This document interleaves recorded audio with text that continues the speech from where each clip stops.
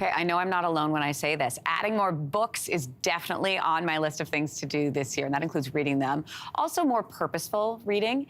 Anti-racism coach Salam Debs joins us this morning with 4 books she recommends to challenge ideas about race and really better understand the impacts of racism. Happy New Year. Good to have you on the show. Happy New Year, Lindsay. I love reading so much, and one of the things over the break I get to do usually is I get to read a book, and I'm always open to new suggestions, which is what we're going to talk about today.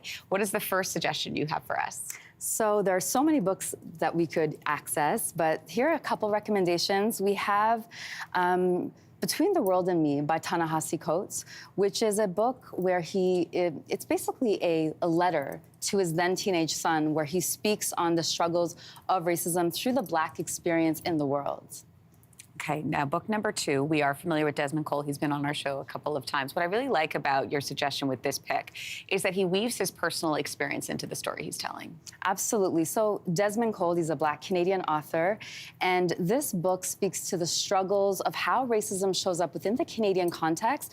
But in particular, what he did was he spoke on how racism showed up in the year of 2017 and his personal anecdotes. And often these stories are not told within the Canadian context. So this book is really powerful for that reason. The third book you have is all about how to have honest conversations about race. Tell us about your pick. So our third book is So You Want to Talk About Race by Ajama Olu, and she basically speaks on contemporary issues of race and how to have tangible conversations to move away from just reading and starting to move it into our real daily lives. Lastly, you have a recommendation. This one is called How to Be an Anti-Racist. Yes, this book is really important because Ibram X. Kendi wrote this book to talk about concepts of race, but then also what it means to take actual action, so anti-racist action in tangible ways. All right, great book choices. Let's talk about a little bit about the benefits, the other benefits that come with reading anti-racism books like the ones you've selected. Absolutely, and so it's important for us to understand that media such as TV, movies, and books, they really give us access to being able to shape our ideas, our perspectives on how we see characters and stories in the world, and how we treat communities, and how to develop an anti-racist lens. And so one of the benefits of taking in all this content is reducing tokenism. And reducing tokenism actually means it's the ways in which sometimes folks in organizations will include representation to appear as inclusive, however, will not have tangible action in place. And we reduce tokenism by ensuring that we have year-round access to characters and stories from Black, Indigenous, and racialized folks.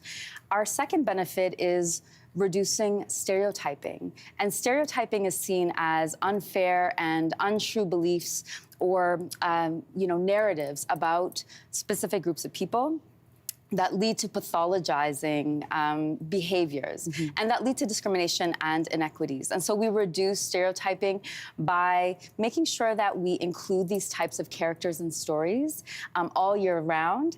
And then the last thing is that we want to spark organic conversations through making sure that curiosity is at the forefront. Oh, I love that. Right? And so this benefits everyone. It benefits children, and it helps us to develop perspectives where we inevitably and ultimately begin to reduce the harm perpetuated against communities that are Black, Indigenous, and racialized. I think that's such an important point, too, in involving our children in these conversations and the literature that they are exposed to as well, isn't it? Absolutely. And I think it's also important for us to remember that anti-racism conversations don't need to be, very challenging and laboring conversations. They don't need to be formal conversations. That there is an ease that comes when we begin to integrate these conversations as a daily practice through the most natural human instinct, which is storytelling. Oh, I love that. Well, and we love your selections. Thanks so much for coming in today. Great to see you. Happy New Year. Great to be here. If you liked that video, make sure to subscribe to the Your Morning YouTube feed, where you can find all kinds of new content posted every weekday morning.